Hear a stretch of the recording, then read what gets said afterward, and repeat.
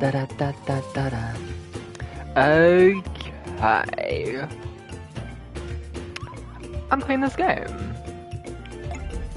I'm playing this game. Because fuck everyone and fuck what they say. Fuck everyone who didn't believe in me! Oh?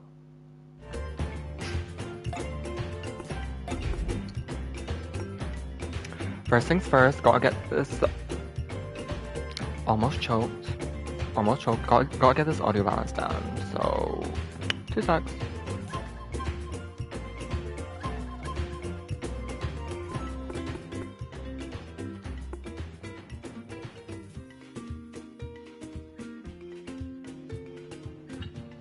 Okay, let's see what this sounds like. I'll maybe do this then as well.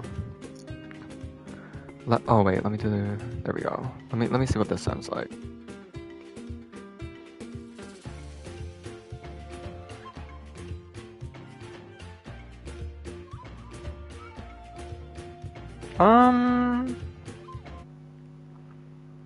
I don't think my mic has to be that loud.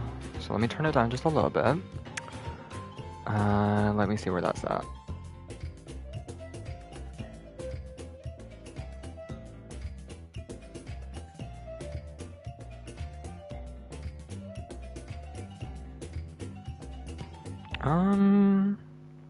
Maybe a little bit more. About there. Maybe.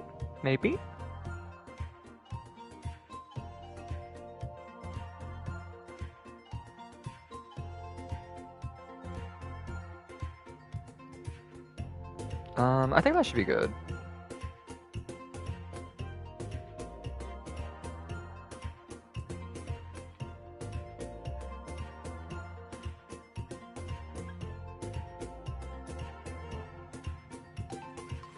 Wait a minute.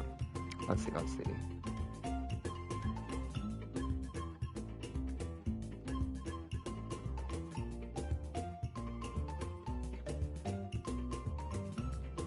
Okay, honestly, I think that's fine. Let me just turn my mic up a little bit more. Just a little bit. Because I think when I talk quiet, which I do a lot, it's...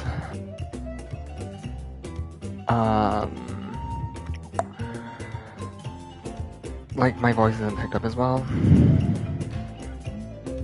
Anyway, I'm playing this game. Now, I have played this game before. I remember seeing it ages ago, and I think I bought it on release.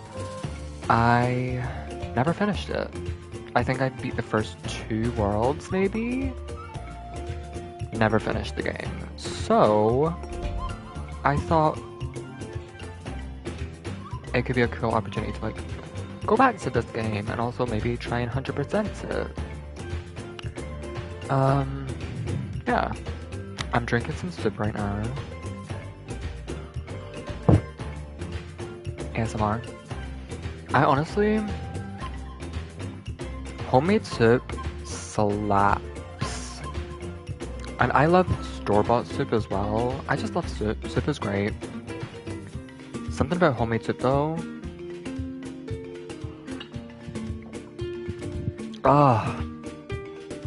It just tickles the back of my throat in the right ways. I don't even know what flavor it is. To be honest, I don't even know.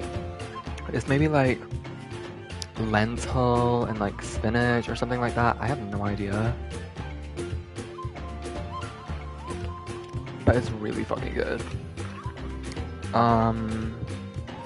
We recently got this soup maker, and yeah, it's just like you put the ingredients in, you press the button, it mixes it up. Very simple and easy. Simple and clean as the way you're making me feel tonight. Simple and clean. Perfect segue into my next discussion point with myself. So, the artist Utada, right? She made the song Simple and Clean, which I feel like lots of people know, but they know it from Kingdom Hearts. They know it from Kingdom Hearts. Because whenever I look through, like, YouTube or whatever, I'm talking over this Little hummingbird bitch, but I don't give a fuck. Whenever I look up Utada on YouTube, like, it's always simple and clean, and it's always like, Kingdom Hearts. What am I wait. Okay. Wait, I need to get these controls down first. R1, L1, circle, triangle.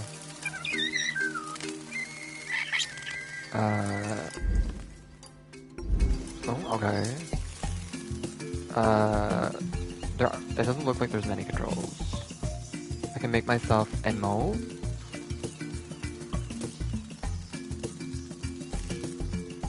Okay.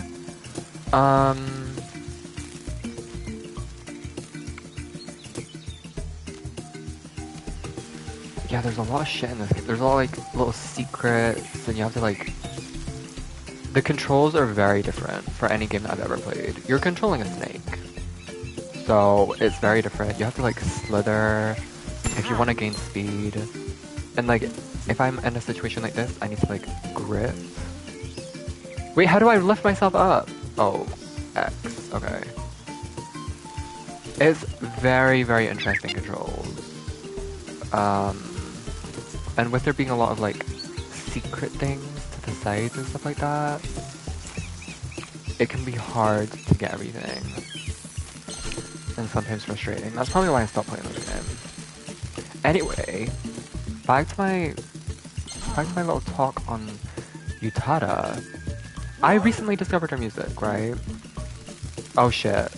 I just killed myself. Wait, I'm alive. Nah, I'm fucking dead. Well. Wait, oh, fuck, that's probably why it's so fucking annoying. Because it just deletes your fucking progress if you die. And you have to, like, wait until you get a checkpoint to save your progress. Fuck. I recently discovered Utada. Alright, and... Wait, do I keep the coin? I don't. And I really, really like her music. And when I search her up on YouTube to look for, like... I like watching reaction videos. I like watching... You know, like movie reactions and song reactions and shit like that. And... You fucking bitch. No! And Utada doesn't have a lot of that. Utada doesn't have a lot of that. Which is a shame because her music is so fucking good. But when I do search up her name on YouTube, I find a lot of Simple and Clean. And I'm like, oh, Simple and Clean was in Kingdom Hearts. And a lot of people know Utada from Kingdom Hearts. Which is a shame. Because her music is so fucking good outside of just one song. And I wish she had more recognition. That's just the way I feel. Oh my god, this is not easy. Maybe I shouldn't have played this game. No, this game is already pissing me off. I just want to talk about Utada. Fuck. Or is it Utada? I think it might be like Utada because she has a song where it's like, hello, my name is Utada, la la di da di da di da. So I think it's Utada. But I say Utada for some reason.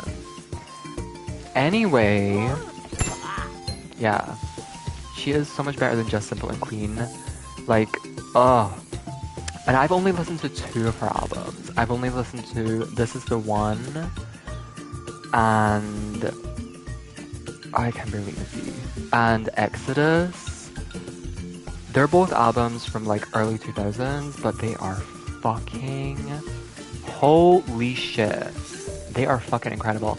I love discovering new artists and music and albums and shit that I can just mesh with and listen to on repeat. Like, I love when that happens. I love when I find those albums and those artists that I can just casually listen to their entire discography in one day without getting bored. But, you know, when I do find artists like Utada and they have a large discography, I do like to pace myself. So I haven't listened to her other music yet. Because, yeah, I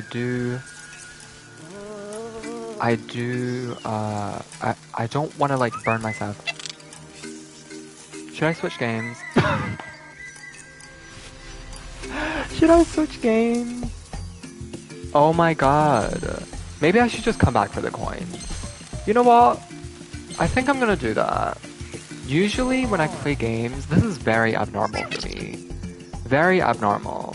Because usually when I play games, I 100% them right away and I get on with it. And like, I get all the collectibles and I don't leave until I have everything. But I think maybe with this game, I don't know. The coins are not easy to get. The coins are like harder to find and stuff like that. So yeah, I might just forget about the coins for now. But I do want to get back up here because there is another coin. Also this thing. That like statue thing, that's also a collectible. They don't tell you about. I remember. Right? Yep. You have to like slither on top of it. Yeah.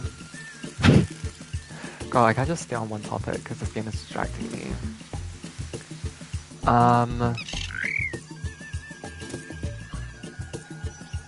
Utada. I fucking love her. I fucking love her, man. She is so amazing. She is so fucking amazing. And I'm so excited to hear more of her music. But yeah, it's like when I discovered like Grimes or like that one Madison Beer album, Life Support. Shit like that. Who else? Alita. I love Alita. I listened to her a lot when I found her.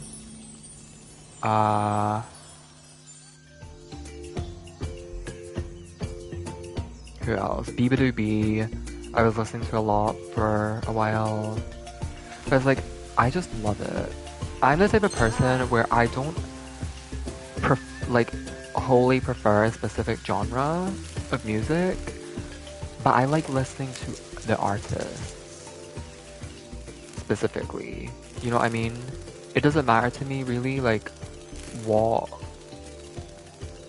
genre the artist puts out. If I like that artist or I like the song or whatever, or the lyrics or whatever the case may be, it doesn't matter what the genre is. I'll listen to rap, I'll listen to hardcore rock, I'll listen to like, you know, girly pop princess shit. Like, I don't care. You know, I really don't.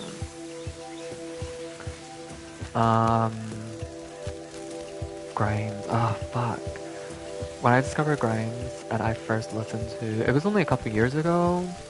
When I first listened to Art Angels... Oh my god, my life has changed. Oh my god, my life was fucking changed. Art Angels is fucking amazing. And then I listened to Miss Anthropocene, which didn't click with me immediately.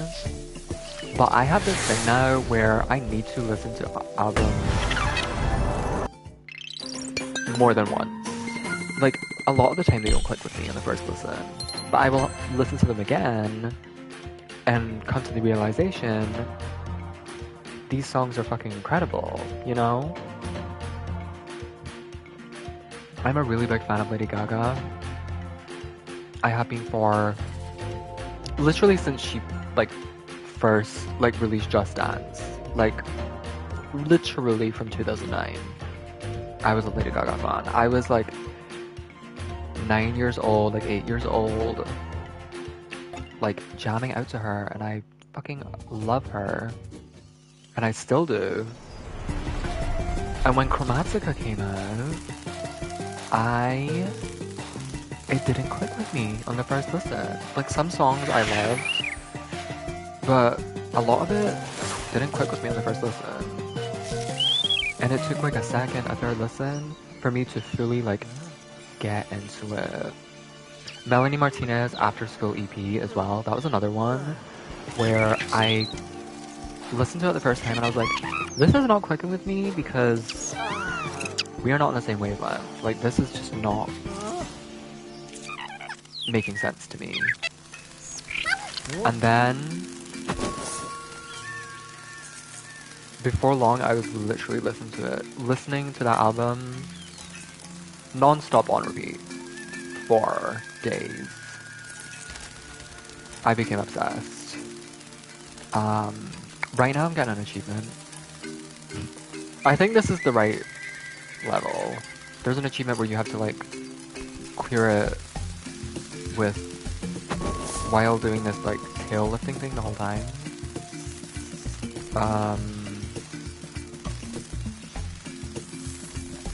So that's what I'm doing right now.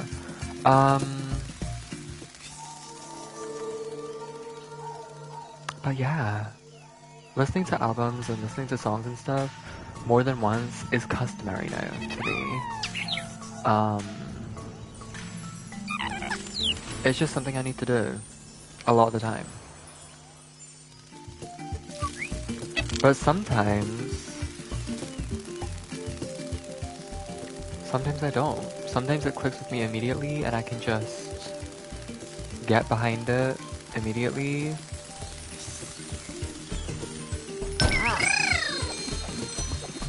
Can you get back to holding my tail, please? This fucking bitch. If that fucks up my trophy, I'm gonna be mad. Let me just check it's the right level. Hold on. It says... use Hummingbird's tail lift continuously in Paradise Path. Yeah, it's this level.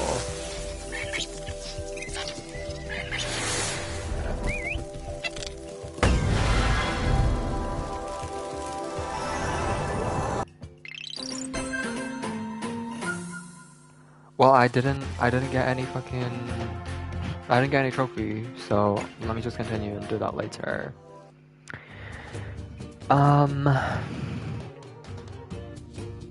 Girl, I lose my train of thought so fucking easily.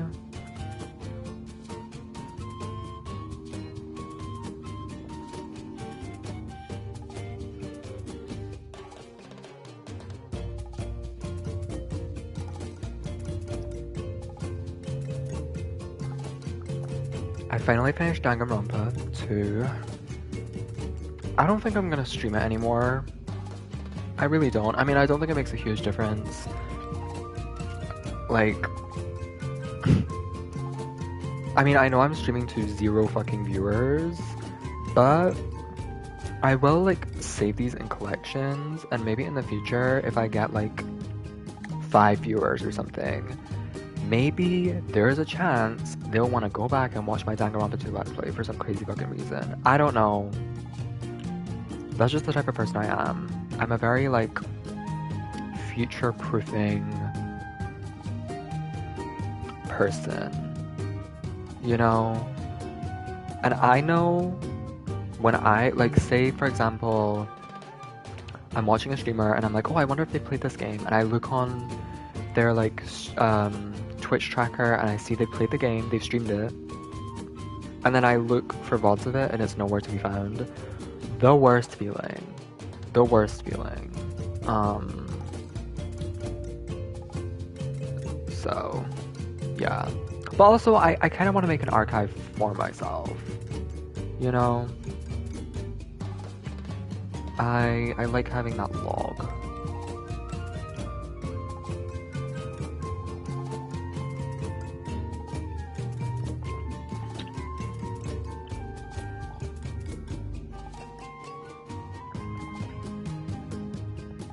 But yeah, well, I may have finished most of Danganronpa. I will probably go back in my own time and just passively try and get 100% in both Danganronpa 1 and 2, because to get the Platinum Trophy, that's what I need to do. I need to I need to 100% both games, which is kind of shitty, but...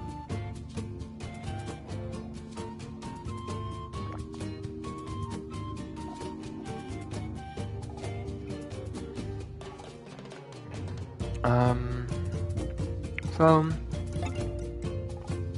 Yeah, I'm still playing Tears of the Kingdom. Still amazing. Still, I've only got the map for one area, and I discovered something really fucking cool. They're basically in the chasm area, like the underground. There are these light routes, right? And when you activate a light route, it starts glowing and it lights up the area around you, making it visible. You know what I mean? Because it's pitch black otherwise. Like, literally pitch black. So, the light routes are pretty essential.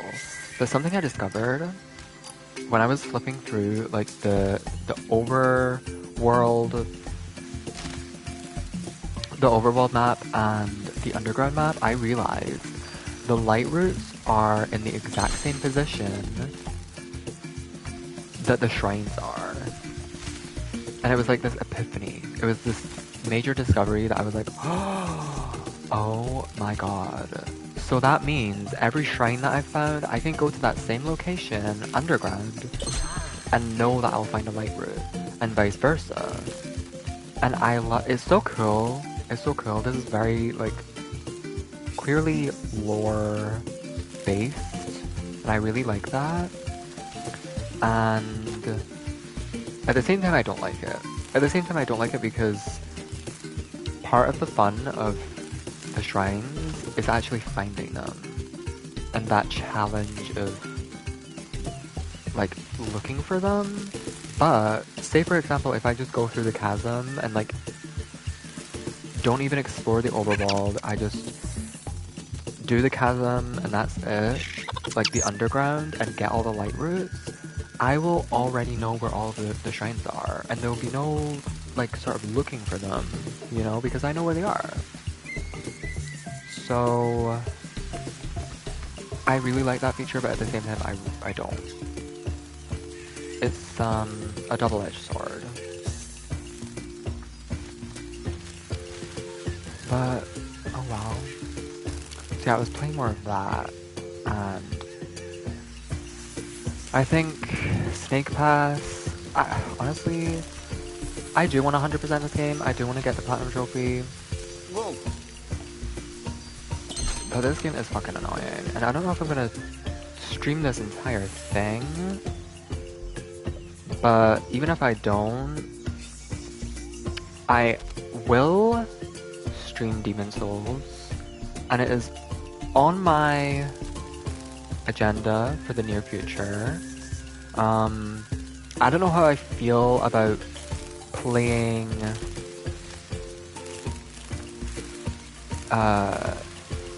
two very large games like Tears of the Kingdom and Demon's Souls at the same time. That might overwhelm me.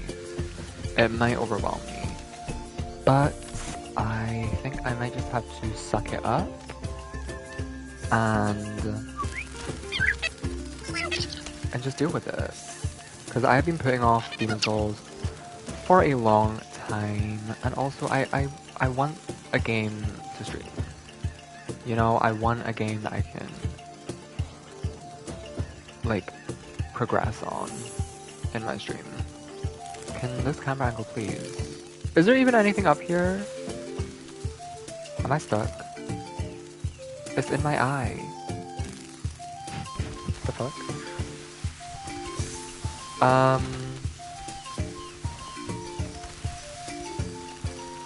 Yeah. But I am excited to play Demon's Souls. I played Sekiro, I played Elden Ring, I started Bloodborne.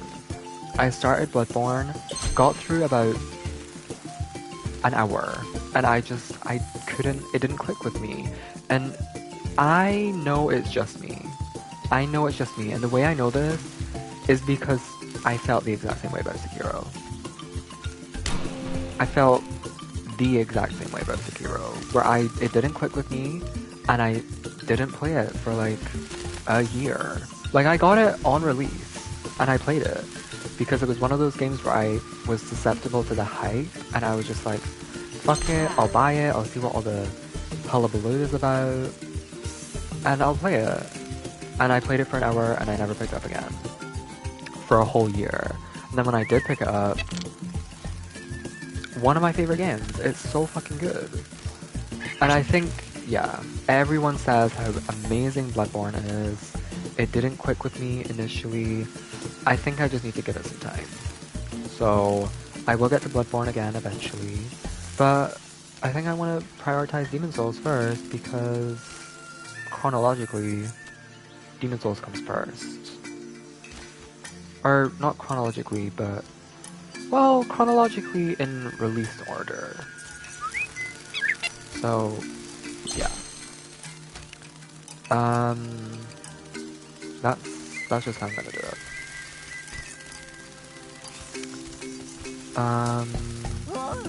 But eventually I do want to play all the Souls games. I want to play Demon's Souls, I want to play Bloodborne, I want to play Dark Souls 1, 2, and 3. And the Elden Ring DLC is gonna come out as well. I don't know when that's gonna be. It's probably gonna be this year, but I will probably stream that. Actually, I will stream that. I'm excited to stream that. I'm so fucking excited to play Elden Ring again. I'm nervous. I'm nervous for a release date because I don't know when it's coming. So I might be in the midst of Demon's Souls when that comes out and have to like pause my Demon's Souls playthrough to play it, which makes me nervous because I'm notorious for pausing my progress on games and then not going back to them for like 6 months, even if I really like the game. I don't know why I'm like this.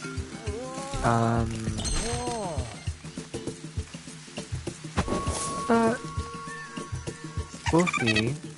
Silksong got delayed. Silksong was supposed to come out before June of 2023. It got delayed, and I want to talk about Silksong for a bit. I fucking love Hollow Knight. I played Hollow Knight initially on the Switch.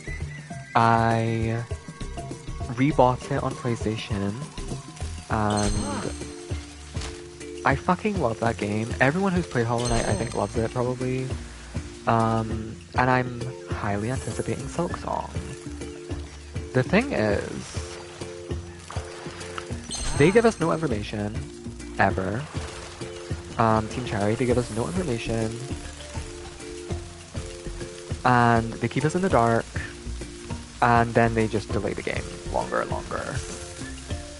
It is annoying, but on the flip side, knowing that the game is taking this long, and it was initially planned to be a DLC for the original game, it makes me so happy.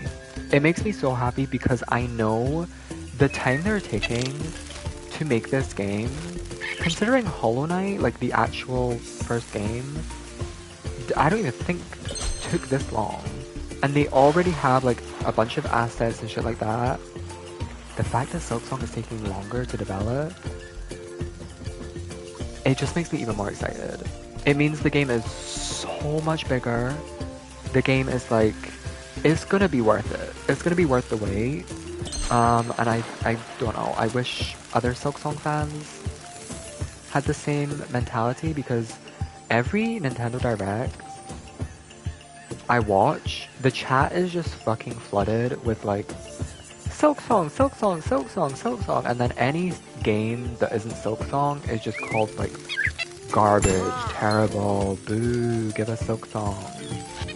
People like that annoy the fuck out of me. People like that piss me the fuck off. And I wish they'd go away. Anyway, I'm really excited for Silksong, and I will stream that as well.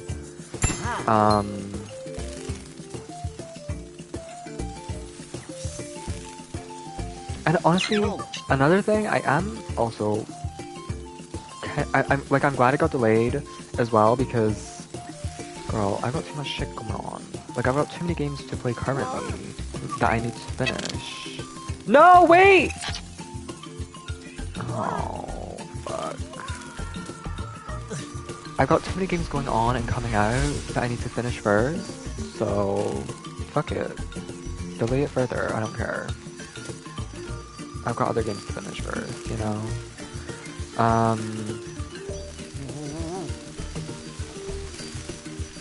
Because I know if Silksong came out tomorrow, if it was like, surprise release, Silksong comes out tomorrow, everything I'm playing right now would be put on the back burner.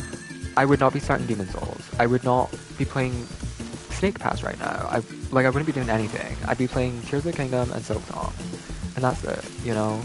Whenever a game like releases, I feel obligated to play it on release. Do I need to touch this thing? No, because I already touched the other one. Okay.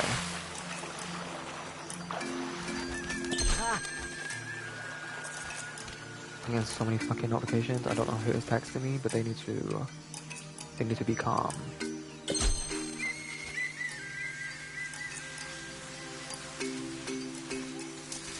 If I remember correctly, with this game, when you play a level, the coins save, but I don't think the orbs do.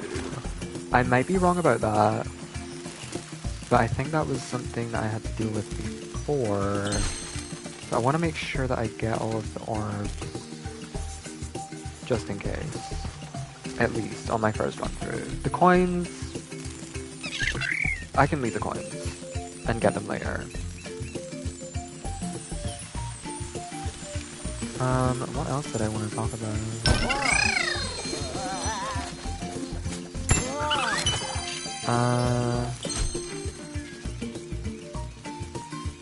Honestly, I say I can leave the coins, but can I? Can I stop myself? Maybe if I, like, let my tail hang down. Oh shit. That was close.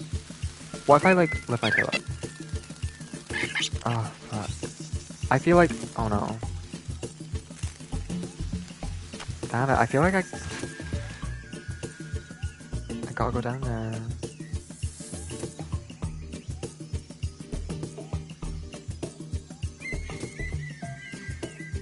Come on! Touch it with your nose. Lick it, bitch!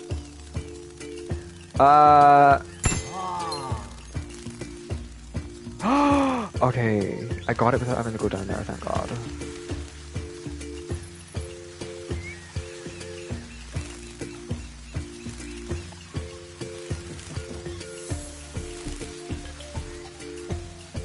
I don't remember what else I wanted to talk about.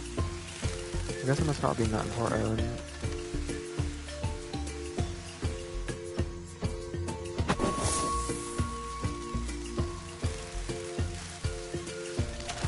But yeah, I'm really excited for Silksong.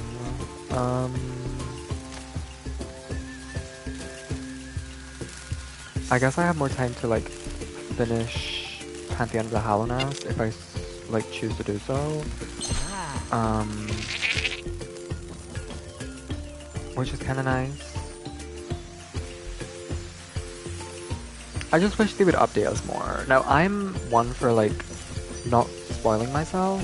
I don't like watching trailers of like extensive trailers. Nintendo loves their extensive trailers and I don't. I don't want to watch those. Like Tears of the Kingdom, they released those extensive trailers. The last two ones, I haven't watched those. I want to be as in the dark as possible because while most people may consider a spoiler to be like a story thing or like a plot twist or whatever, those are spoilers. But I consider spoilers to be really anything. Anything that I would find any sort of enjoyment in discovering myself is a spoiler for me. And I don't want it spoiled. I want to experience it myself for the first time. I don't want to know anything about it. And that's just the way it is. So for Silksong, like, I don't want a whole lot.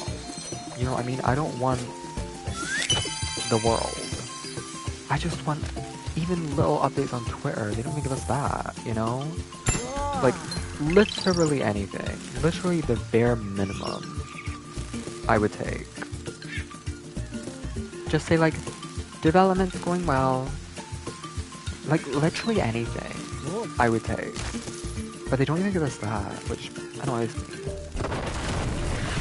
It annoys me, but then I also look at it in like a fanboy light, and I'm like, but that means they're taking their time to work on the game instead of update us. Which is maybe naive of me to think, but realistically, they could be working on this thing every single day. And I mean, I have to respect them as indie developers. There are much less people working on the game than there would be on a AAA title. Of course, they have a lot more money now. They have a lot more supplies, and I think they have a slightly bigger team than they did with Hollow Knight.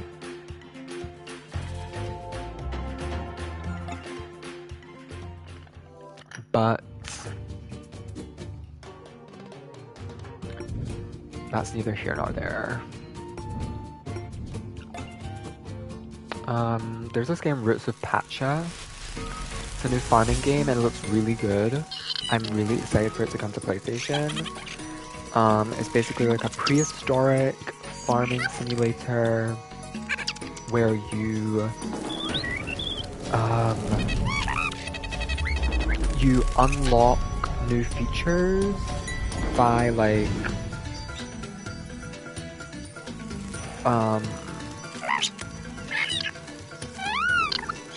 I think like inventing things or something, like discovering and like coming up with the ideas for like a well or like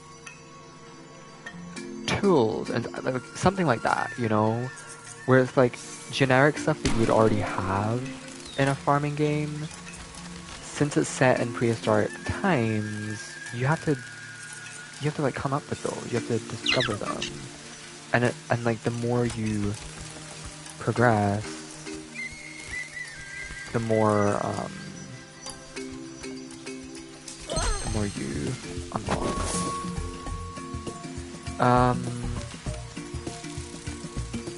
And it makes it like easier in the future. But I saw on Twitter the game got taken off of Steam temporarily, and the way that the developers worded it, I was fully on board with it. Like, I was on their side because they were talking about how the publisher, they were having like issues with the publisher, and the publisher like took the game off Steam. They were wording it very much in their favor. And then I look in the replies. The top reply is from the publisher of the game, and they gave more clarity on the situation. They were like, we have been working with these developers for 3 years under a contract that says like what we're gonna do with the revenue. We're gonna split the revenue, obviously. Publishers need money too. I mean, hello. But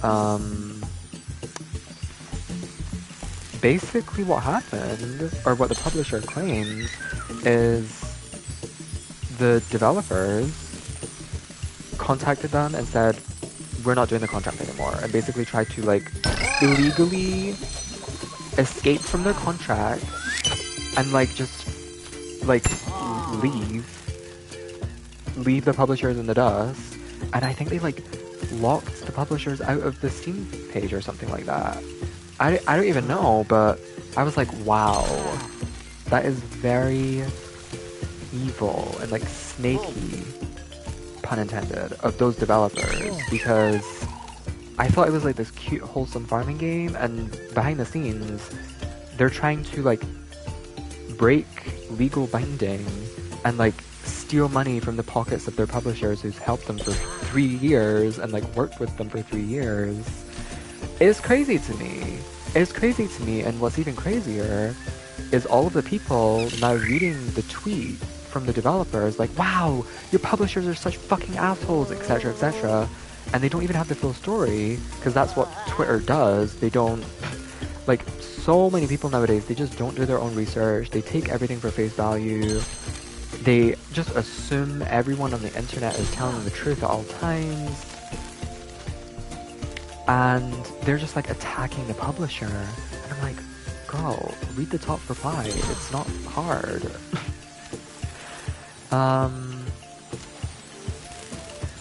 But yeah, it's pretty fucking crazy. So I mean, again, the publishers keep denying. I need to wait for the full story, but now that I have both sides of the argument, which is something I always seek before I form an opinion, on a situation, I'm definitely on the publisher side, just based on both of their claims. It seems like the publisher is telling the truth to me, because it wouldn't be completely far-fetched to see a small indie development team expect their game to not get much traction, as it probably wouldn't, because it's an indie market, and as a lot of people know, the indie market is constantly undermined. It's very hard to gain popularity as an indie developer. So they probably sought out this publisher and were like, hey, we'd like to work with you to help get our game on the map, etc, etc. And then, oh my god, I can't believe it just fucking happened. This is why I stopped playing the game. This must be the reason, because look at all the shit I just collected. Gone. They probably went to the publisher and they were like, hey, can you help us get the game on the map? And like help us push the game and like get it popular and whatever. And yes, before it came out, it was a lot more popular. Why? Because of their publisher. The publisher helped advertise and do this and that and like get the games out there. And then they realize how well the game is doing and how well the game is doing on its own, and like a lot of people love this game, and they're like, they realize the potential, and they're like, oh fuck, we shouldn't have signed this contract because we could have had all this money to ourselves and we wouldn't have had to split the bill with the publisher. So they're like, fuck you, we're taking all the money for ourselves, we're breaking out of this contract. Like, that seems very plausible to me. That seems like that's something that someone could do. So fuck these publishers. I mean, fuck the developers. I'm gonna have to like wait for more to the story.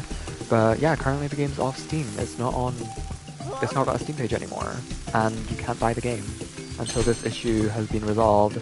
What do you want to bet? What do you want to bet that the way that issue is going to be resolved is the contract is going to be continued, and like the developers are going to have to suck it up. I would bet my fucking life on that shit. I bet my life on that shit. I guarantee it. I guarantee it. Like, of course you have a fucking contract.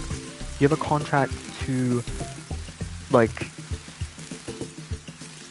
you know, like, you signed a fucking contract. You know what I mean? You can't just break a contract.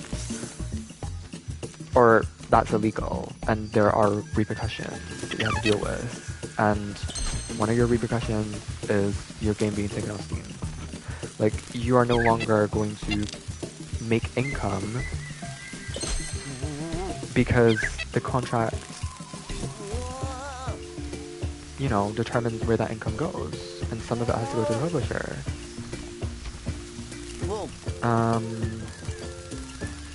Yeah. So, fuck these developers, I don't care. I mean, there may be more sides to the story, and I'm not gonna go too heavy on my opinion until the full story comes out, but I often think, you know, the situation where you have to do the least amount of mental gymnastics is usually the correct one.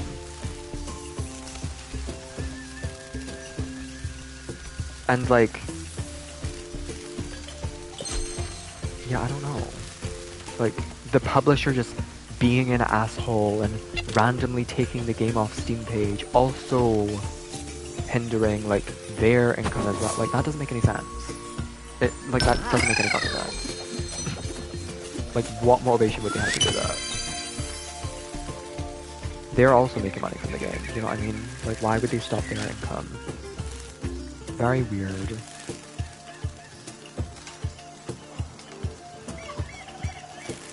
Okay, I'm nervous. I'm nervous to do this again. I have to get the right angle and make sure that I, like, wrap around.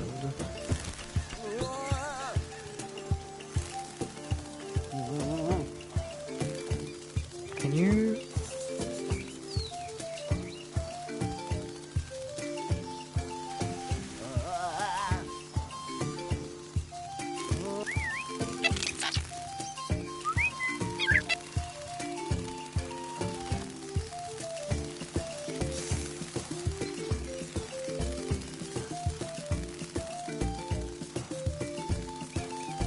Holy fucking shit.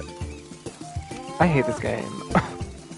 Girl, why can't I just save after every collectible that I get? Why do I have to get checkpoints? That shit's so fucking annoying. It's so fucking stupid. Bad game design in my opinion. Especially when it's so easy to just die. You know what I mean? Let me get this checkpoint. Let me save my progress. Although I don't know if you can just, I don't know if it works multiple times, but whatever, we'll see.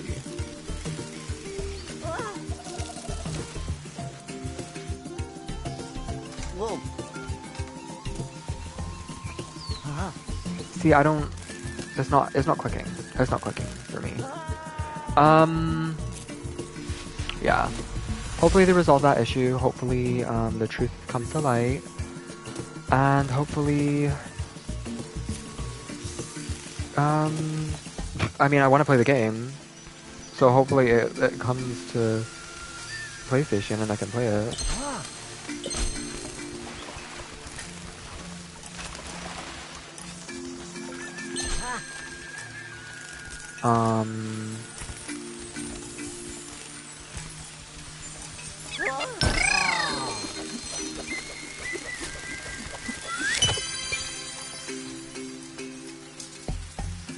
Yeah.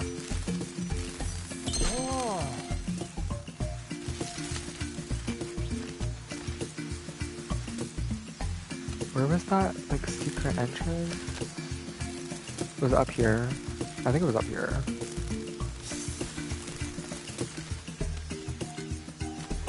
Over here, right? Yeah.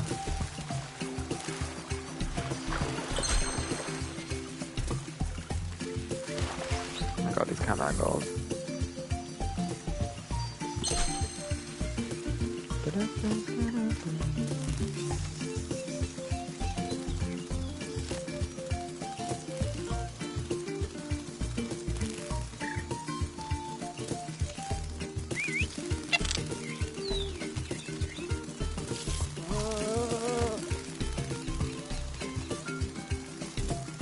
I think maybe I need to, like, lift my tail when I'm going onto things like this.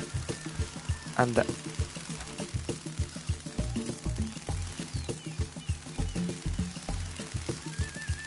this shit is so fucking stupid. Oh my god. I can't believe I saved that for a second time.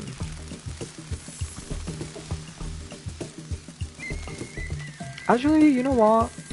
I want to see what the update is for Roots of Pacha. Let me see.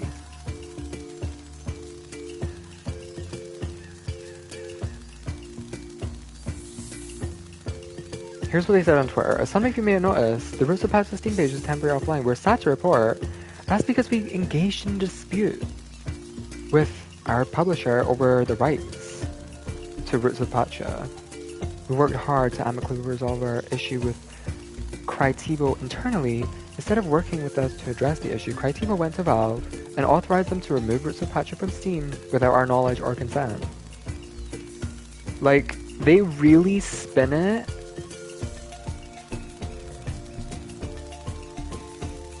to where the publisher is in the wrong, right? They make it seem like, oh, they had a little dispute, they had a falling out, and then the publisher was just like, okay, we're taking your game off Steam. And then I scroll to the top fucking comment and I read it, and it's like, we want to address the recent developments. We've worked hard making Roots of Project a success. We've closely collaborated with the Sodaden team for 3 years, the developers, providing support and guidance throughout the journey leading up to the game's launch on April 25th. And then on April 27th, just 2 days after the release, we received an unexpected message from the Sodaden team informing us they were claiming to unilaterally rescind the contract we had worked under for 3 years, treating it as void. This disregarded all of our work and the agreed upon revenue sharing contract terms. Shortly after, they removed our access to the Steam page from our team. Per Valve policy, if there is a dispute between parties, they remove the page until the dispute is resolved. Like, girl, I mean, I believe them. I believe Crytivo wholeheartedly, and if that is the truth, that is such a shitty thing to do. To just call them up and be like, hey, the contract is void, by the way, and we're taking all the money, and you're locked out of this Steam page, so bye. Like, the fuck? Like, I get you developed the game, but that's not the contract you signed, right? That's your fucking fault, okay? You made the game. Did the publisher help in making the game? No. Alright? The publisher probably oversaw a lot of things. They wouldn't have helped in the development of the game, like, for sure. Because they're not developers, they're publishers. But, girl, you signed the fucking contract. You signed the dotted line. You can't just rescind a fucking contract because you want more money. 2 days after release. It was 2 fucking days after release. I know they saw those fucking sales. They saw those, like, Steam, like, pre-saves and shit. And they were like, oh shit, look how much money this is raking in. Fuck this, we're taking all the money, and then it backfired because they're fucking stupid and don't realize that the Steam page is gonna get locked and they're not gonna continue making money. Like, they're fucking stupid as hell. But, yeah, we'll just have to wait and see how this goes. And then there's people in the comments saying like, I stand by Sodaden, which is the developer, and won't be supporting any games by Crytivo. Like, what? Did you read the tweet? Did you fucking read the tweet? Did you read the tweet? Like, did you read the tweet? I'm sorry, but like,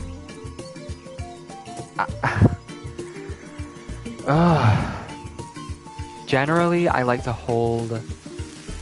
I don't like to hold biases, and when I look at drama or whatever, I don't like to hold a bias. I do hold some biases, I will admit that. But most of the time, I will try my best to be as unbiased as possible and look at situations like this with a completely clean slate and a clear mindset. And I mean, especially in situations like this, it's much easier as well. I have no connection to these developers or anything like that, so I don't give a fuck. Like, there is no bias whatsoever. But I don't know, for people to not hold that same like mindset as me is honestly insanity. It's insane how you could read both of those tweets and just wholeheartedly say, everything you said is void and I don't give a fuck. Like, talk to the wall, you know? Like, what? We read the same fucking tweets, you know what I mean? It's crazy. It's crazy. There are so many, like, brain dead people in existence, and it is crazy to me. It is crazy to me. There are just so many fucking dumb and stupid people.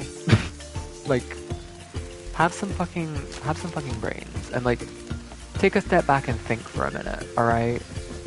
Just take 3 fucking seconds to just think. You know what I mean?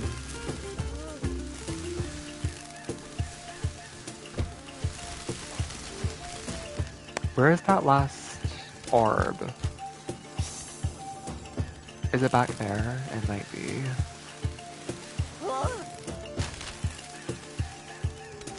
But yeah, it's crazy.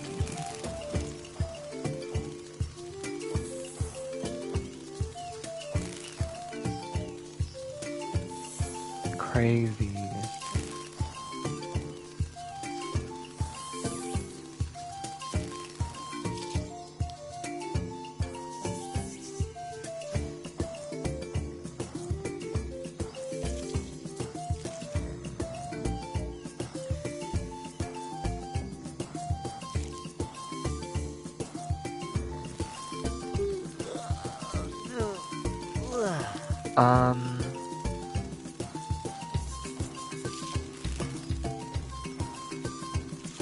Yeah.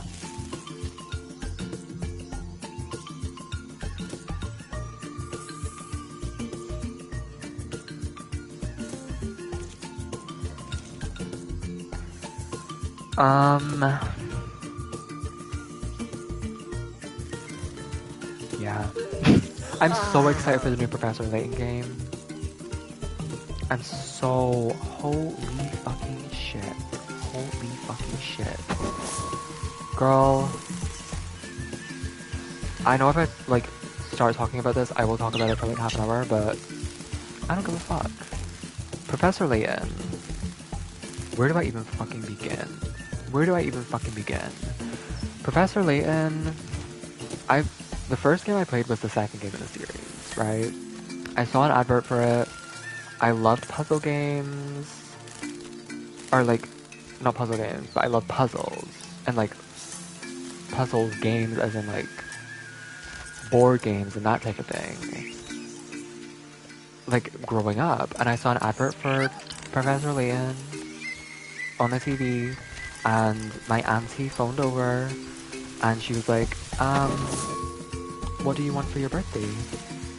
And I was like, I want this game. And I remember them being like, are you sure? You're probably not gonna play this game. Like, are you sure? This looks like a more mature version. Like, you wouldn't understand or whatever. And I was like, give me that fucking game. I didn't say that. I said, yeah, I would like this game. You know what I mean? Very polite. And she got me that game. Changed my fucking life. Professor Layton and Pandora's Box. Changed the trajectory of my fucking life, bitch. And yeah, as much as I love that game and I played it so many times, it wasn't until the 3DS games, which is there were 4 games on the DS and 2 games on the 3DS, not including the crossover between Professor Layton and Ace Attorney and fucking Catriel. But,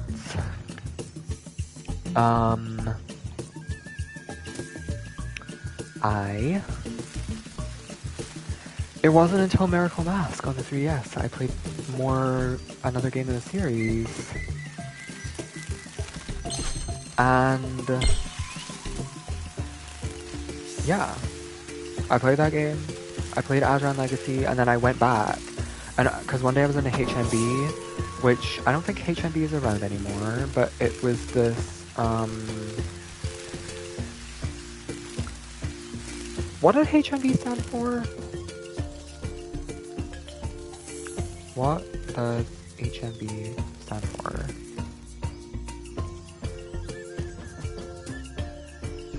What?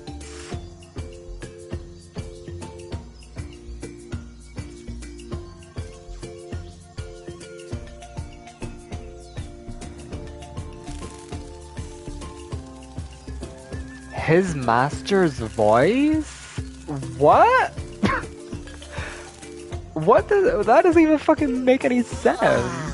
I thought it would be like home music video or something like that. It's fucking... What? That doesn't make any sense.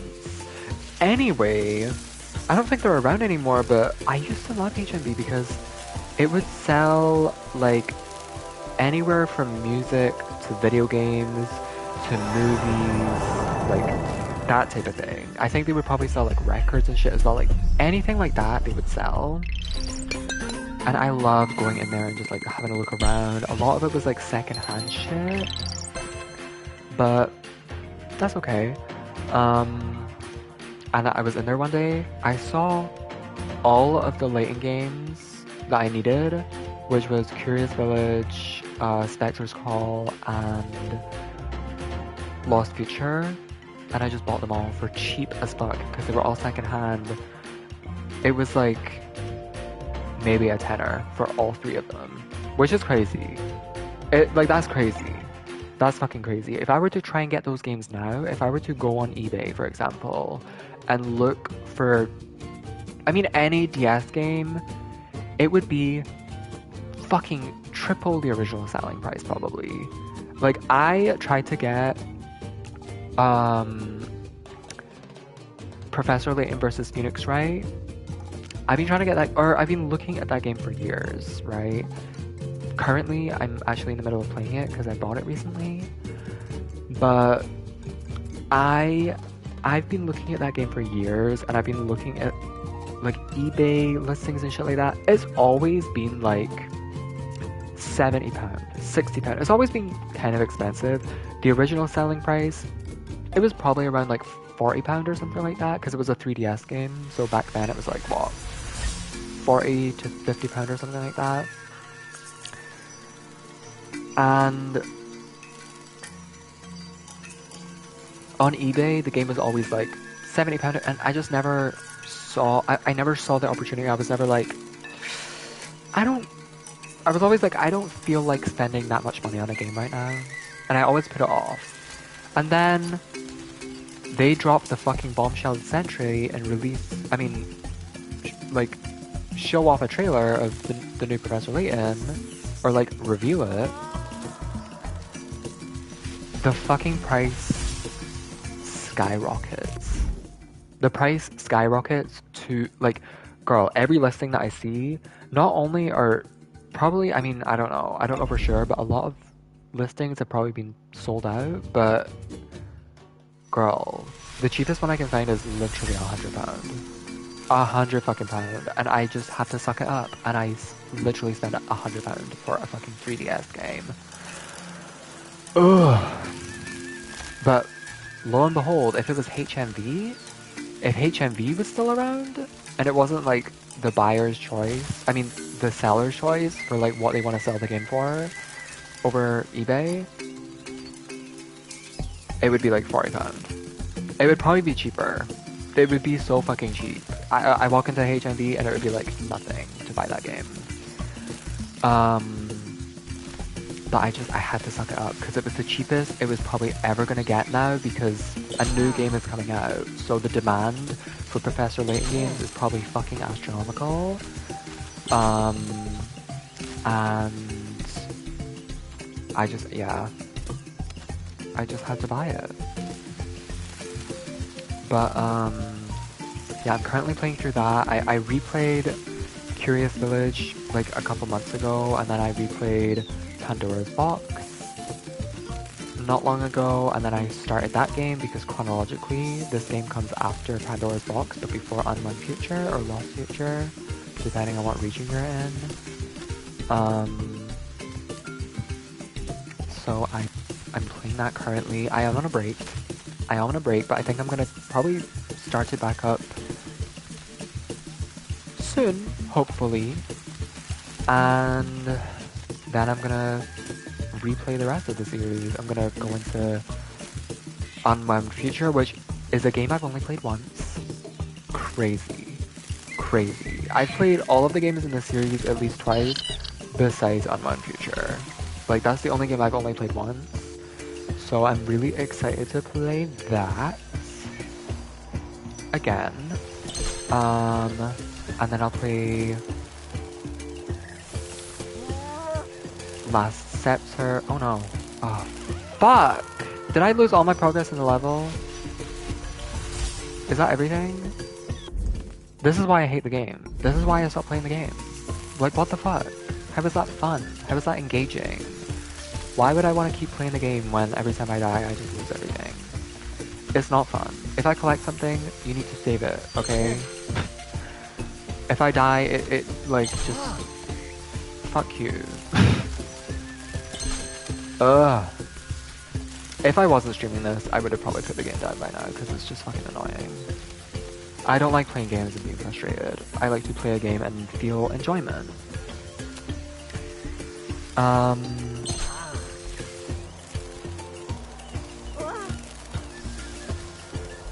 Anyway, I'm gonna replay that, and then I'm gonna replay Miracle Mask, gonna replay Azran Legacy, then I'm gonna play Catriel. Now, I have played Catriel and the Millionaire's Conspiracy, or whatever the fuck it's called.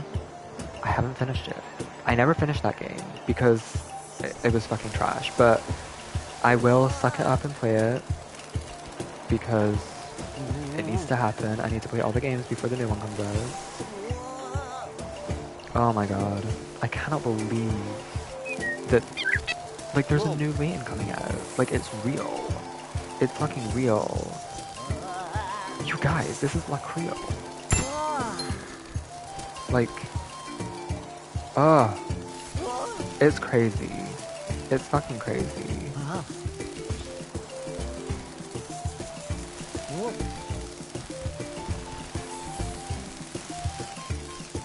There was this girl in school that I went to school with. And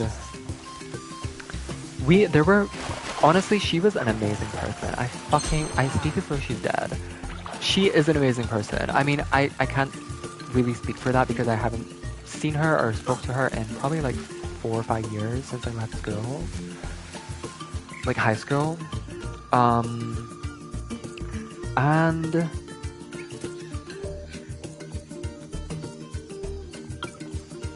she had this amazing energy. She was Filipino, and she was just the fucking best. She was the best. I don't think there was one person that disliked her in our school, rightfully so. She was the fucking queen, and I fucking loved her. She was the best. But we bonded over two things actually. One of them was The 100, the show The 100, which I love, and another was Professor Layton. For some reason, we just had those two things in common, and both of those things I love wholeheartedly, and we like bonded over those. And it was kind of one of those relationships where anytime you like speak to each other, it'd be like those specific topics would be brought up because it's like your only talking points. It's kind of like one of those relationships. And I had never played Unknown Future before, and I remember I talked to her about it, and I was like, I've never played the game before, and I'm gonna play it. And I don't remember how it happened, but she was like, oh, we should play it together or something, and I was like, what? I don't even know, but it was something like that, and we basically ended up on like a phone call, like to each other while playing the game, and we basically just like played the game while on the phone to each other. It was basically like a Discord call, except we were on the phone to each other. And yeah, I mean, it was honestly fierce. It was honestly fierce. It was kind of weird. Like, we were playing our own games, and we were like, okay, I'm doing this now, and like, okay, let's go here, and like, let's do this. But honestly, it may be a tad bit weird and cringy looking back, but it was fucking fierce. It was fucking fierce, and I don't care. I don't care. Like, that was so much fun. And, Yeah, that stuck out in my mind. I will always remember that. Like it was like a good like week straight where we were just like, you want to play Progressive Layton? And and then we would just like phone and just boot up Professor Layton and play the game for like hours at a time. Like I I miss that. That was so much fun. Um, yeah, I love Professor Layton though. It's probably my favorite game series. It is my favorite game series. I fucking adore that game series. I love all the characters, I love the gameplay, I love the mix of incredible storytelling, art, cutscenes, like, plus the puzzles. Love it. Love everything. Love everything about that series, wholeheartedly. And, you know, the American branch of level 5 games, I almost said level 6.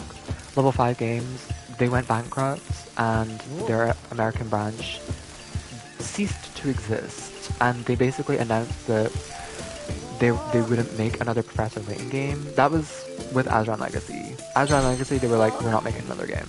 Like, this is the last game you're gonna get. And then they announced a new spin-off type game in the series with the professor's daughter, Catriel, and I was like, okay, I mean, I would love if it was Layton and Luke again, or even just like Emmy and Flora or something. Do what Uncharted did and give us like a spin-off on the side characters and give us like Emmy and Flora or something, but no, they give us Catriel and it was fucking meh. It was meh. I mean, I haven't finished the game, so I can't say for sure, but from what I did play, it wasn't the best. But like, to get my hopes up and be like, oh my god, we're getting a new game, after they said we weren't gonna get one. And then it flopped. It was so sad. It was so sad. And I was like, the game is dead. The series that I love is dead. And I have genuinely cried tears. Genuinely cried tears. I'm not exaggerating. I'm not like lying for the sake of the story. I have genuinely cried tears over the fact, just the knowledge that I was never ever going to see these characters I adore ever again. The series was just gonna end and like that's it. Like I couldn't believe it. And they announced the fucking new game. Girl, just in some random Nintendo Direct, fucking Layton appears on my screen. Girl, like I'm literally in tears. Literally, like sobbing. Thank God I didn't watch that Direct live. Thank God I was asleep for it, because when I watched like the replay of it, I could pause it. You know what I mean? I could pause it and like just take a breather because I needed to. I needed to because holy shit. Like I literally I couldn't contain my emotion. I just sat there and cried. I sat there for 10 fucking minutes and just sobbed. Tears of joy. Like, oh my god. I couldn't believe it. And then I sat there for a further like half an hour and just contemplated everything and just like, girl, crazy fucking stuff. And then I pressed play on the Direct, and then it was like, Yoshi's Island, Mario Kart DLC. And I was like, whoa, this is cool as fuck. Oh my god.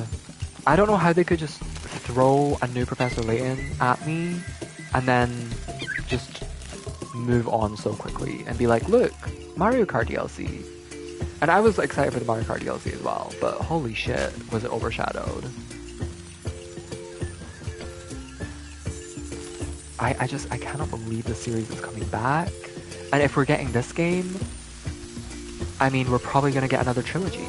We already have two trilogies, a spin-off, and Catriel, and a movie. Like, we're probably gonna get a whole nother trilogy, which is just crazy. It's fucking crazy.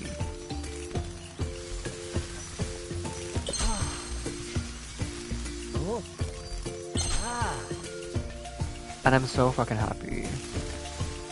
And a new age of, like, Professor Layton fans who've never played the series before.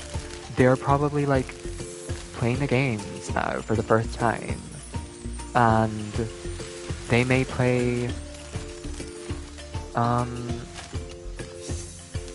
like, New World of Steam might be their first game, which I wouldn't recommend as an entry to the series, but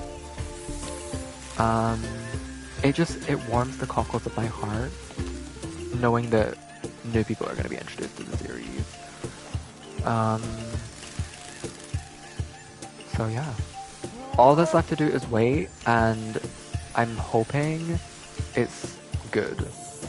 There is a new puzzle development team. Basically, the creator of the puzzles from the original 6 games died. And I think that's a big reason of why Catriel flopped, because they didn't have his guidance and wisdom. And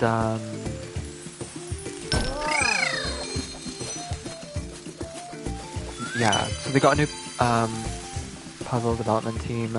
I have faith that they're gonna do the series justice and they're gonna do their job well. But yeah, other than that, I mean, girl, it's level 6. I know they're gonna make an amazing story. I know it's gonna be amazing. So, yeah.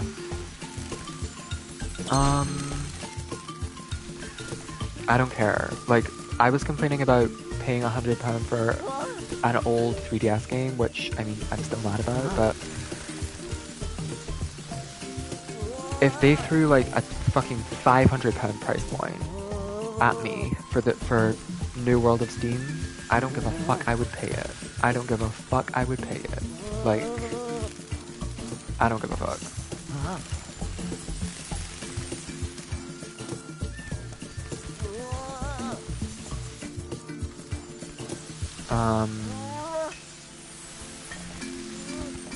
Yeah.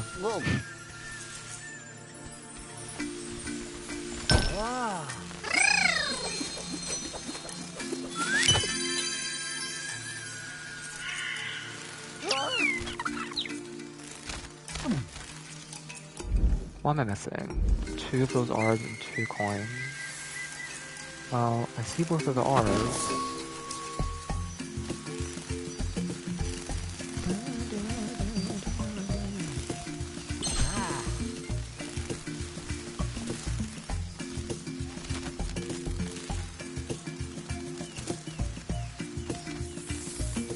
I see you in there. Sneaky.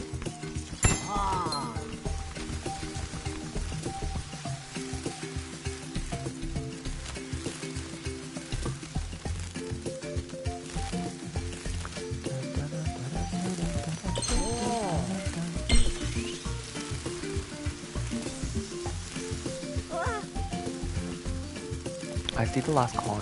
I don't know how I'm gonna get it. Do I have to go from up there, maybe?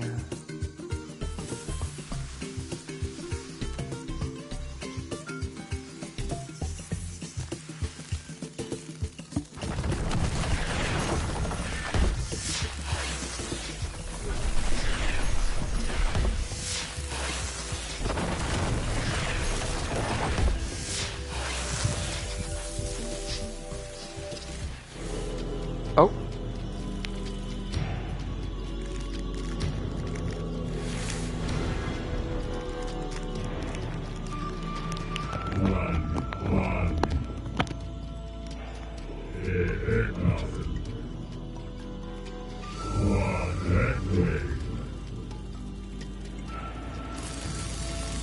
Thank you.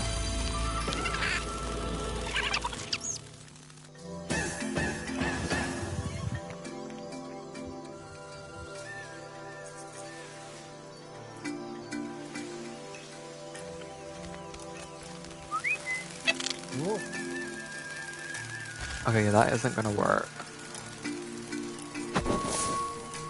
Can I get on top of here? It looks like maybe I can.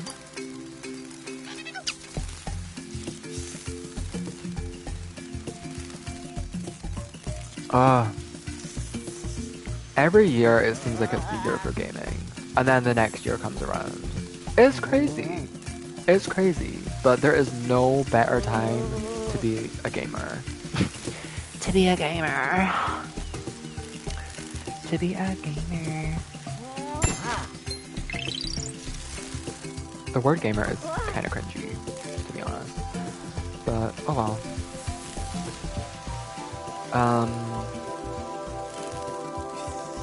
Yeah, there's really no better time. There are just so many incredible games that have been coming out for like the past 5 years consistently. And it's not slowing down, like, I love it. I love it.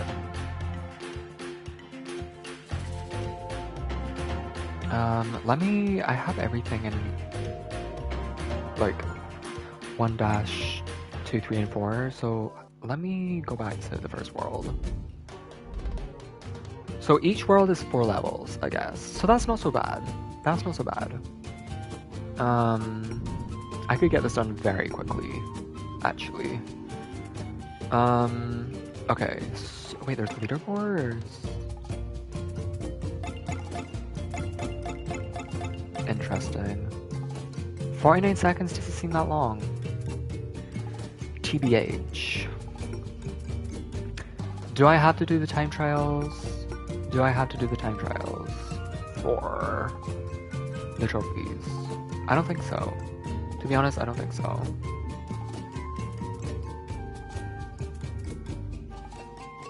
Let me see.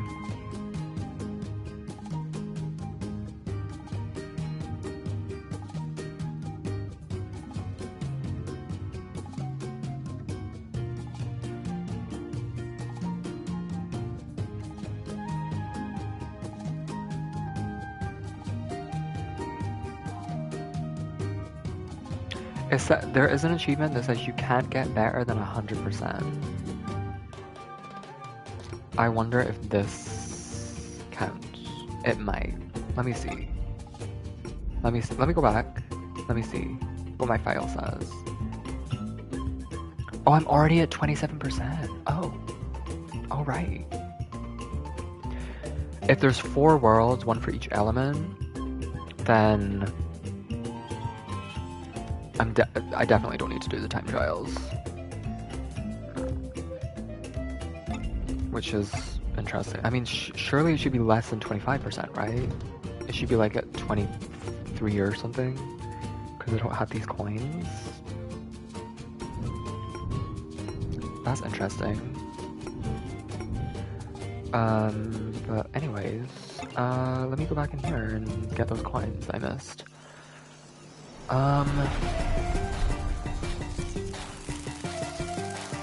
Yeah, so many amazing games, and honestly, there's such a big backlog. If you were to start gaming now, like if you were to become a gamer, there are just so many games that are constantly coming out, and so many games that are already out that you'd want to go back and play, and like want to play this game and this game and this game. That catching up to like games that are coming out currently, there's no catching up. You don't have to play every fucking game that ever came out. You know what I mean? But like,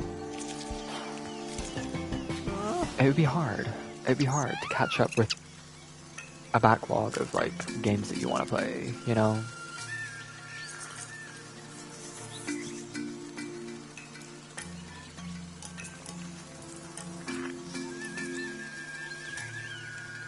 Even just last year, I mean, what came out last year? Let's see. Elden Ring was last year.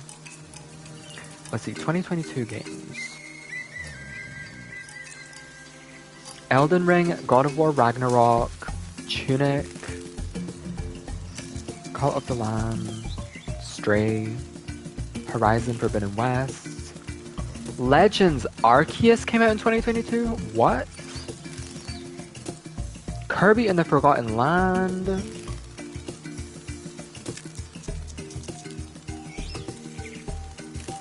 What else? The Cuphead DLC came out last year. Overwatch 2 came out last year. Like, girl. And what about 2023? The Resident Evil 4 remake, Tears of the Kingdom, the new Star Wars Jedi Survivor game, Hogwarts Legacy, Spider-Man 2, the Dead Space remake, Dead Island 2, the fucking Metroid Prime remaster. Pikmin 4 is coming out later this year. Dredge just came out. Like, Oxenfree 2? I mean, come on. Come on now.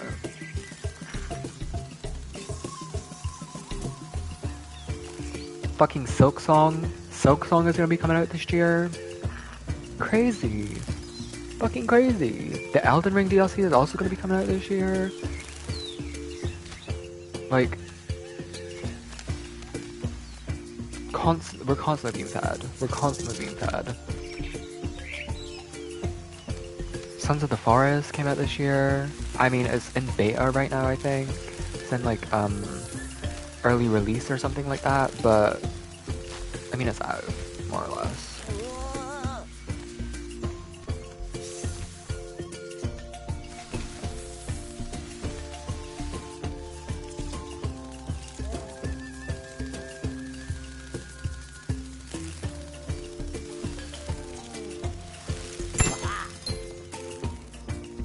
Oh my god, I can't see.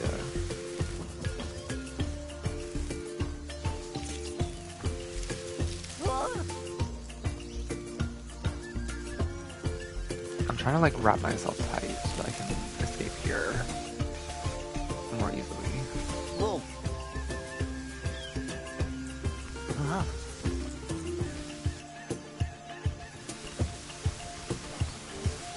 Okay, I made it.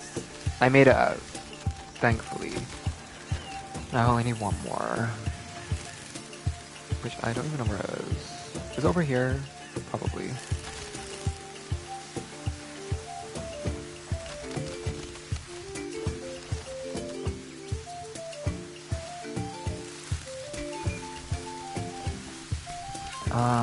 I mean, if I keep this pace and I do like, I don't know, maybe like one world per day or something like that. Like one world per session. This game won't take long to beat at all. 100%. Like, I know I probably should have done it sooner. I've had this game in my library for years. I think it came out in like 2017 or something like that. I couldn't... I think it was just pissing me off, to be honest. Because I know I finished the first two worlds. I know I 100%ed them. Because I have the trophies. I have the achievements for them. But I didn't finish the game. Is it over here? Is it like all the way back here?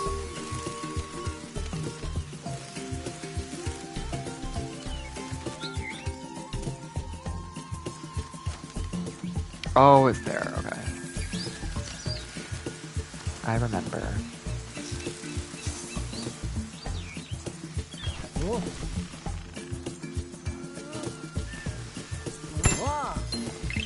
Honestly, I need to use the grip more. That's really helping. It's really helping me move along. Uh-oh. Oh, see? The grip? See, I wasn't really using it much before, and I think that's why I was falling so much. But when you grip, it like you tighten up, and it makes things a lot easier.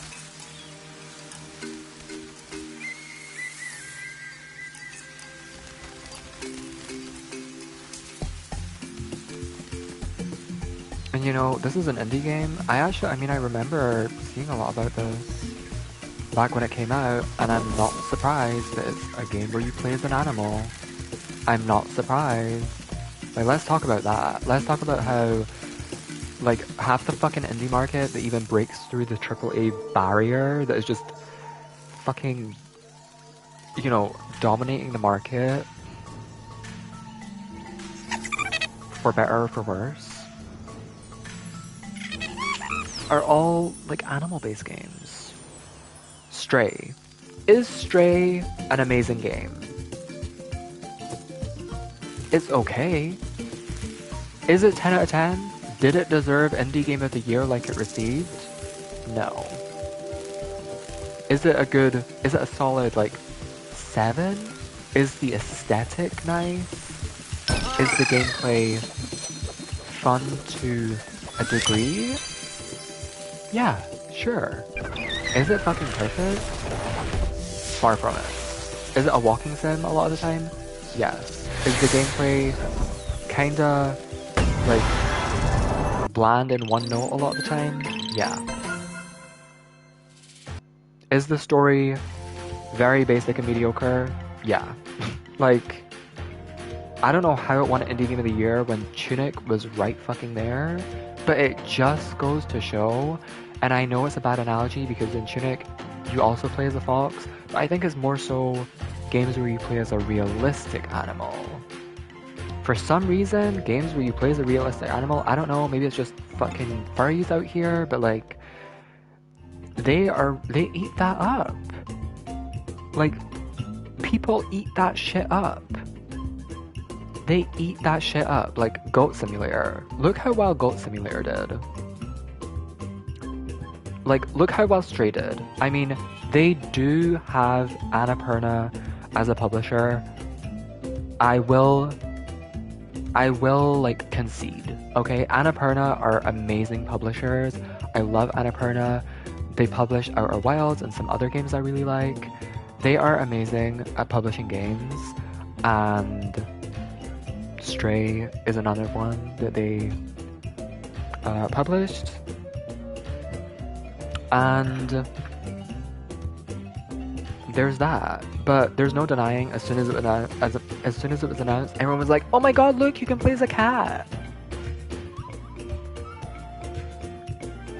But then you have a game like Tunic, where it's like fucking immaculate, fucking incredible, amazing art style / art direction, amazing gameplay, amazing game direction, amazing like puzzling like aspect, amazing combat, and like just everything. It's such a great game, and it got snuffed by fucking Stray. Oh look, you can play as a cat. Like, am I supposed to give a fuck? I played both games. Like, I 100%ed both games. I saw everything that you could see in those games. Which, mind you, one of the trophies in Stray, all you have to do is sleep for an hour. Sleep for an hour. An hour. I mean, girl. Really? And yes, in The Witness, one of my favorite games, there is like a puzzle that you can only do, like, you have to wait an hour to do it basically. Like, it takes an hour to do. But there's no trophy bound to that. With Stray there is. There's literally a trophy where you just have to non-stop nap for an hour. Really? Really? That's how lazy we're being nowadays? But I digress. I mean, I don't want to get nitpicky, but there are a lot of issues with Stray that I have, and none that I have with Tunic. And yeah, Tunic should have been Game of the Year. But anyway, I mean, Indie Game of the Year. Game of the Year, I mean, Elden Ring deserves it. I would have loved to see God of War Ragnarok get Game of the Year, but both games were fucking incredible. There's no denying that.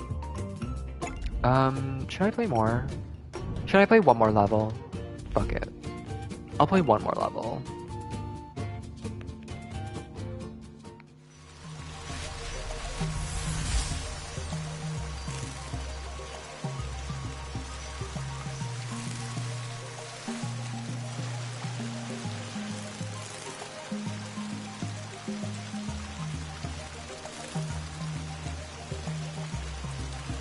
Get it. Don't stop. Get it, get it. No! The face. I don't know how I go. Oh, yeah. Stray was one of them. I mean, Snake Pass. Did it break through the fucking mold of being insanely popular? I don't think so, but I definitely saw a lot more people playing this game than I would a lot of other indie games. When it came out.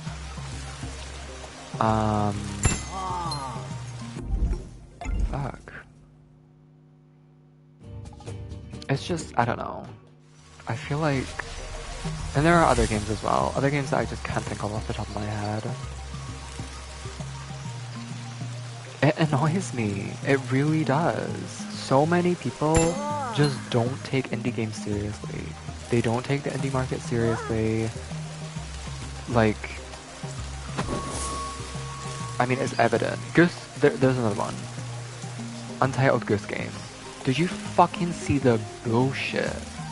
The fucking bullshit surrounding that game before it had even been developed for like more than a month or some shit like that. Like, I can't remember what the announcement was, but it was nothing. They didn't even show anything. It was literally, it was no gameplay, it was nothing. It was like, probably like a honk or something like that. It was like some minuscule little, oh look, you play as a goose and it's a game. And I think it was like Untitled Goose Game. Coming soon or some shit like that. That's fucking it. And, oh my god. They just ate that shit up. They ate that shit up. Holy fuck. Like, everyone was talking about it. Everyone was on Twitter like, Goose Game, Goose Game. Like, are we 5 years old? Are we fucking 5 years old? Like, really? Oh, cool, you can play as a goose. Like, girl, really? It just, I don't know, I feel like it makes a mockery of the indie market, and it shows all you have to do to break through the mold of the indie market is make a game where you play as a realistic animal. That's it. And you've got yourself a bestseller. You know what I mean? It's crazy. It's crazy and it's fucking stupid, and it pisses me off. And yes, there are other few games that do break through the mold of the indie market without, you know, playing as a realistic animal, whatever. Like Hollow Knight, Celeste. Like anytime anyone says, oh, name some good indie games, it's like Hollow Knight, Celeste. But I don't know. I don't see indie games enough talked about. And it's really sad to me. Because there are just so many amazing games out there on the indie market. And people just love to fucking shove their nose up AAA shitty companies' asses. And just fucking dick rate them. It's like, girl, they don't give a fuck about you. They don't give a fuck about the player base. They give a fuck about making money. That's why they create copy-pasted, shitty fucking games and still price them at £70 fucking pound. That's why. Because they don't give a fuck. They care about money and money only. I don't know. I think when people realize that, then maybe, like, maybe the indie market will be more respected. But I don't know. It sucks. Can I? Why am I not? Do I actually have to slither underwater as well? I do? Oh, Jesus. I think I might have missed some things. That's why I want to come back.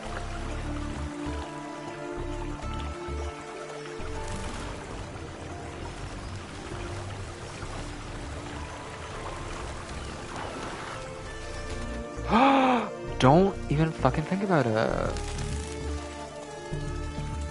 Oh, okay. I don't actually think I missed anything. Maybe up here? You know what? No, I don't think I missed anything. Okay. I just had to double check, because if I missed an orb, it would have been annoying.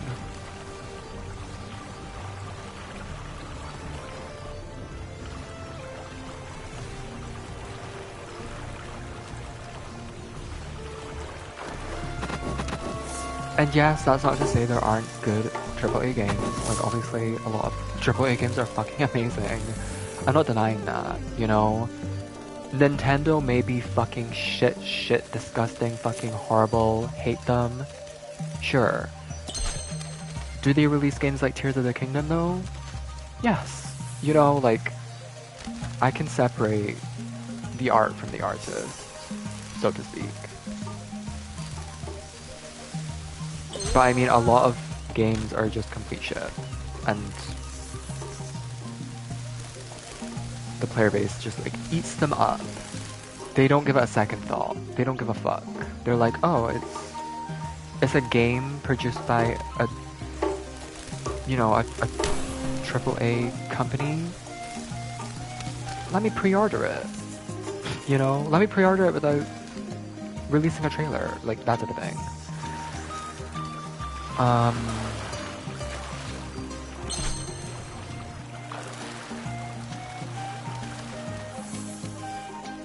I mean, I could talk about that all day.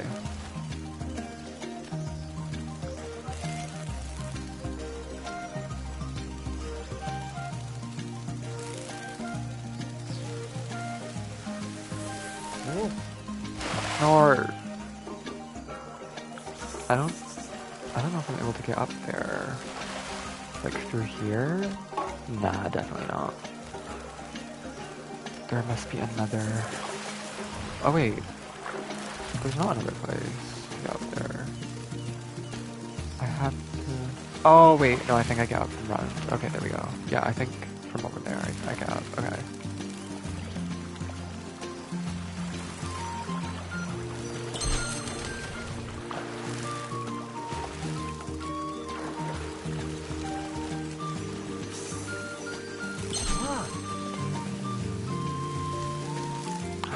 I remember the thing I wanted to talk about.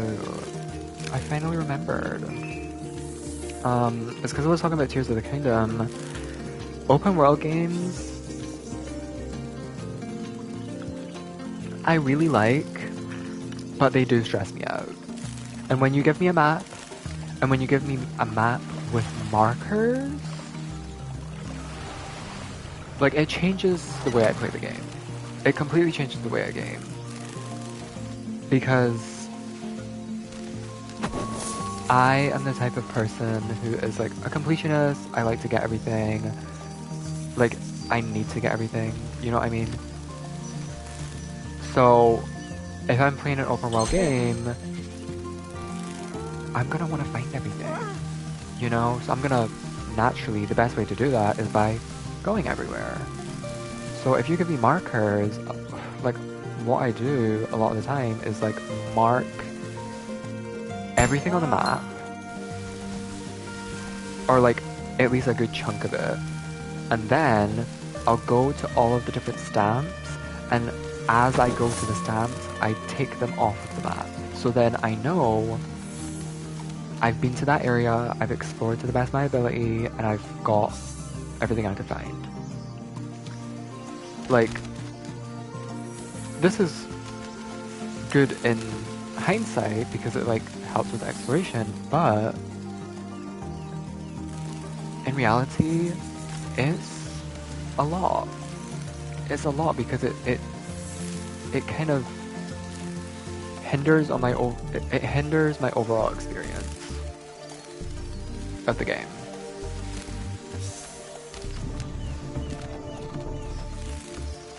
Um, and yeah, I'm so like hell-bent on like finding everything, exploring everywhere, doing everything I possibly can. Wait, I don't think I should have. I think I was right to wait before I did that. Oh no, no I wasn't, okay. I thought maybe there was something down there, but no there's not. I'm so hell-bent on getting everything that I'm like, fuck, I need to see everything, I need to explore everything, I need to go everywhere I possibly can, that, you know, the sense of exploration is almost ruined because I'm not even just exploring on my own accord, I'm just following the map. And I'm looking at the map every 2 seconds, and I'm following some map markers that I set down, and like, yeah. It can ruin my enjoyment, so what I'm doing for Tears of the Kingdom is I'm kind of compromising with myself, and what I've done is I've taken the HUD off. So I'm not playing with a minimap or anything like that, and I'm just exploring to, like, yeah, I'm just exploring and I'm having a fun time with it. And once I've explored a region to the best of my ability, that's when I go back over the map and I mark the locations like I usually do, and then I go back through and I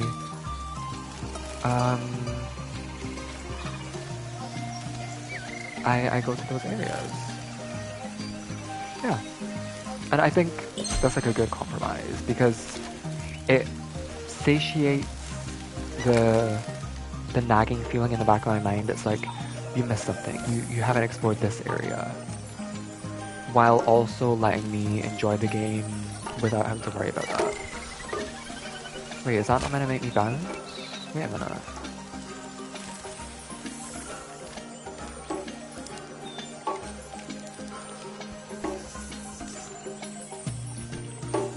I guess not. How do I get up?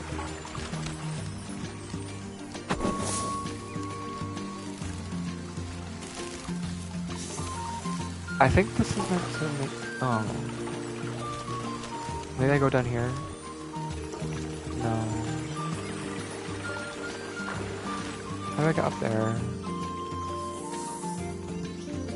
Or... Wait, I'm so confused. Because I need to get up... over there.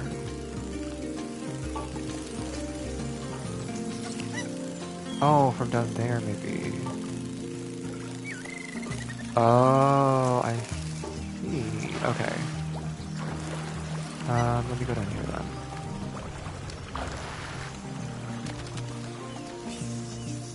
But yeah, I'm really enjoying Tears of the Kingdom. Elden Ring as well. I'm pretty sure there were map markers in Elden Ring, right? I'm pretty sure there were. Right? Yeah. Yeah, there were. You can place 100 at once. Ugh, girl. Because map markers, the intention is to, like, find something and then be like, oh, let me mark this and come back to it later. You know, like, let me mark this so I remember it. But that's not how I use map markers. So I was exploring... I mean, honestly though, I was exploring Elden Ring, like, completely with the map markers, and I'm pretty sure I, like, found absolutely fucking everything. Like, I would be surprised, honestly, I would be really fucking surprised if there was, like, some loot or, like, random, like, item or something that I just didn't find on my own.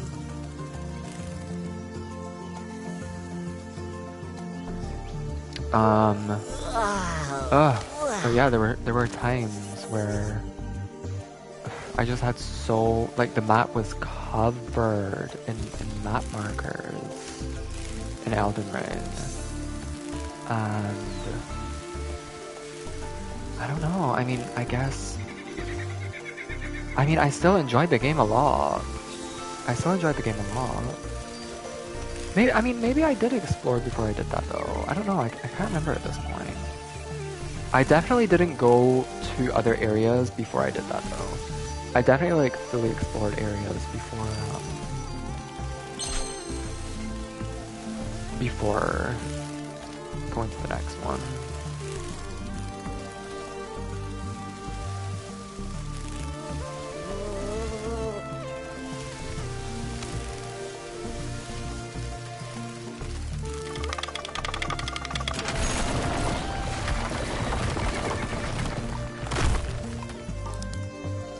Oh, is that how we progress? No, we can go down there. Weird.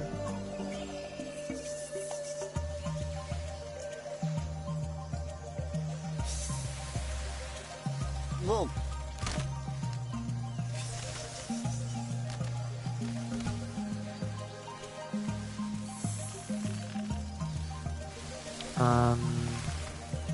Yeah.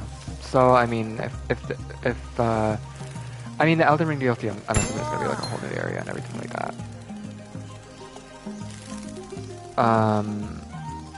Like, it will... I haven't played an open world game on, like I haven't streamed it yet, like an open world game. I mean, I have. Dredge is kind of an open world game, I guess, to an extent, to a mild extent. Resident Evil 4 is kind of an open world game. Nothing on the scale of like Tears of the Kingdom or God of War Ragnarok, whatever, like nothing like that. So yeah, I'll just have to see.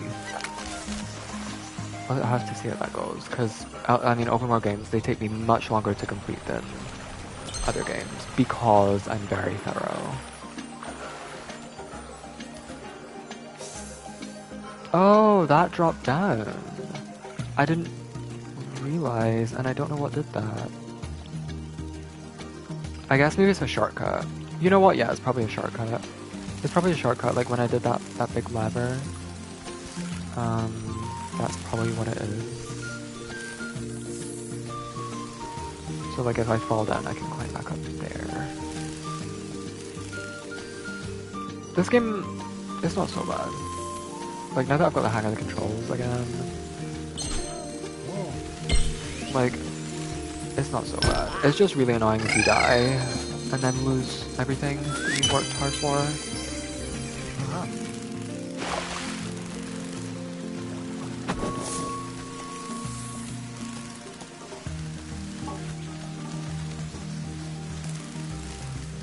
Okay, so what's down there then? What's over there? I'm missing a coin. Is it here? Oh, it's here. Okay. So I didn't miss anything then. Alright.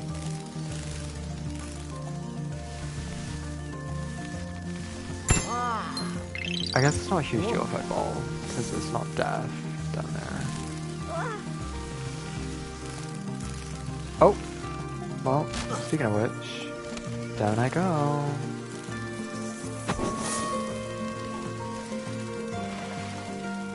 Is it up here? Is this how to get up? Yes. Okay.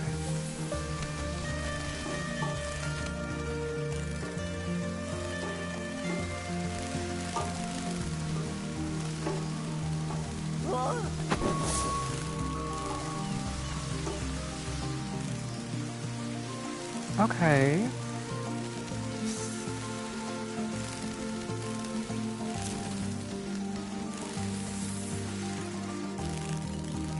I made it.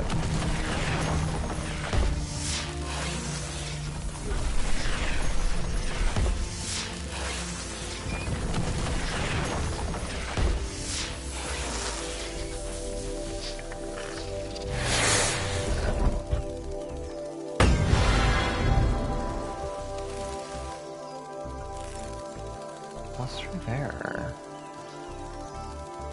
Is that like a secret area?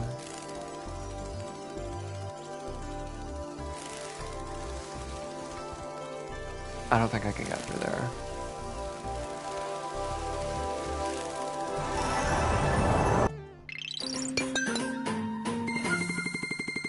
Yay!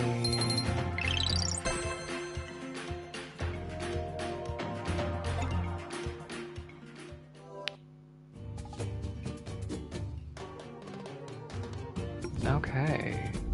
So I've 100%ed all the levels so far. This game isn't really that long. I looked up on Time to Beat, like how long it was, and I think it said 5.5 hours for the base game, but then for 100% it was like 12.5 hours. I don't see this taking 12.5 hours, personally. Unless it gets really fucking difficult down the line, I don't see this taking 12.5 hours.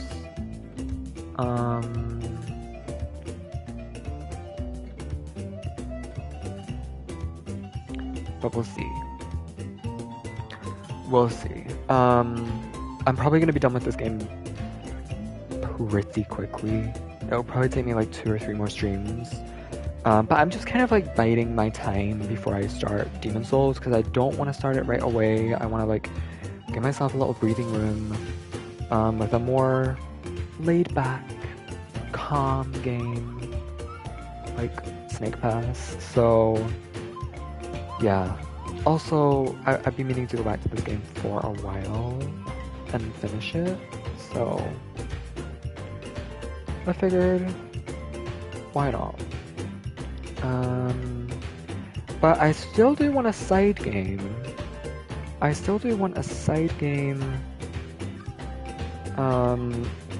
when I start Demon Souls, I want a game that I can like flip to if I get a little tired of Demon Souls for a little bit. Like how I was playing Danganronpa and Dredge on the side. So I don't know what I want that to be. I think maybe like I was thinking of playing Anodyne. I've heard that's really good. But I was also thinking of replaying Oxenfree 1 before Oxenfree 2 comes out. And Oxenfree 2 comes out in July, so 2 months from now. Maybe it would be a good idea to replay that as soon as possible. But we'll see. We'll see how I feel about that.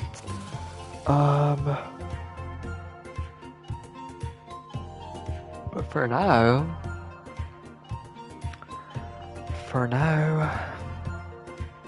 I'm gonna end. What percentage am I at now?